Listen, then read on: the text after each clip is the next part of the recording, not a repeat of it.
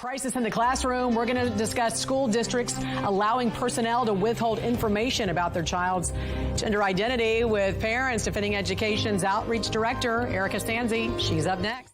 Parents speaking out after a Vermont school district removed gender terms, and we take a closer look at the school districts around the country that allow school personnel to withhold information from parents about their child's identity and gender accommodations at school. Joining us right now, Parents Defending Education's Director of Outreach, Erika Sanzi. Good morning, Erika. We want to start with the tracker this morning from your organization of school districts that can secretly help accommodate a child who wants to transition genders. Right now, there are 321 school districts with 10,000 schools affecting nearly 6 million students. So for parents who want to know if their child's school district is one of these, where can they go? Where can they find this information? Good morning. Thanks for having me. Good to see you.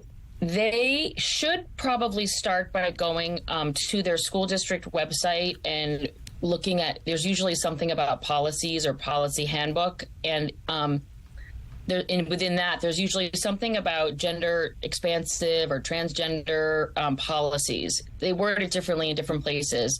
And oftentimes, when you pull up that policy, you'll find, sometimes it's just right there in front of you, and it will talk about, privacy and who can know what. And it often will say that unless the student or the child, gives permission, that parents are not to be told. But oftentimes, if it's not in the main beginning of the policy, if they scroll down to the section that's labeled privacy, it might be in there. The other thing I would say is to get in touch with whatever, find your local school board member that represents where you live, and you could just reach out and ask them a direct question about it, or say, could you please send me the policy that speaks to this issue? Are there any areas of the country where you're seeing this more than others? Not really. I mean, if I had to do a count, I kind of think Washington State might be the one where we have the most on the list, but Idaho also has quite a few districts.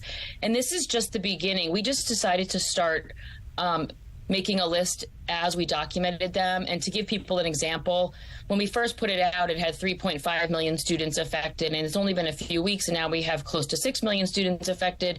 And just this week, we added 40 districts. So, these numbers are much larger, but what I would say, again, is it's not universal. It's not in every school, but it is pervasive. And that's largely because school districts are just copying and pasting language, either from their state Department of Education guidance, from their state school board association, or from one of the sort of activist organizations out there that provide language. In fact, sometimes when we contact them, they have no idea they have this policy because they just cut and pasted something. Right. It doesn't matter. Like you said, Idaho, Washington State, whether you're red, blue state, doesn't really matter. It's across the board, all across the country. Right. We want to go to Vermont right now, where it has been reported the principal of the Founders Memorial School in the Essex Westford School District sent a letter to fifth grade parents explaining the terms male and female and other similar phrases would be removed from certain lessons. Why? In the name of equity, they said that, and what's kind of funny about this and absurd is that this is only for lessons in a health class for fifth graders that talks about puberty and human reproduction. And they've decided that they are not going to use the words boy or girl or male or female in the context of lessons around, again, what happens to your body during puberty and human reproduction.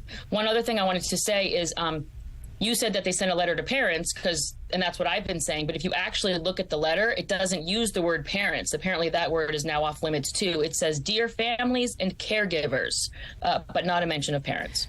So they do this in the name, as you said, of equity. How do they view removing those terms as being equitable? Because they think that it's gender inclusive. So they feel that by disassociating what happens to a child's body during puberty from gender, that they are being inclusive of people who don't identify as any gender or who identify as both genders. And we're talking about fifth graders right here. So we're talking about 10 and 11-year-old children. So what has been the response to this from parents? Well, like with everything in 2023, it depends on who you ask. This is a very progressive community. And what I've seen so far is some, people who think this is ridiculous and insane and, flies in the face of science. And how could you teach biology and not use words male and female? But we've also seen people come out and say that they think that this is inclusive and tolerant. And, you don't need to connect a person's gender to or biological sex to human reproduction and puberty. I mean, again, I see this as turning biology into a farce. And I also think this is really dehumanizing language to use with children or with anybody, but certainly in the context of a class on health and reproduction, it's almost an abdication of their educational responsibilities, in my view. Parents Defending Education's Director of Outreach, Erika Sanzi, great talking to you this morning. Hope you have a great weekend. Thanks for joining us. You too. Thanks, Jan.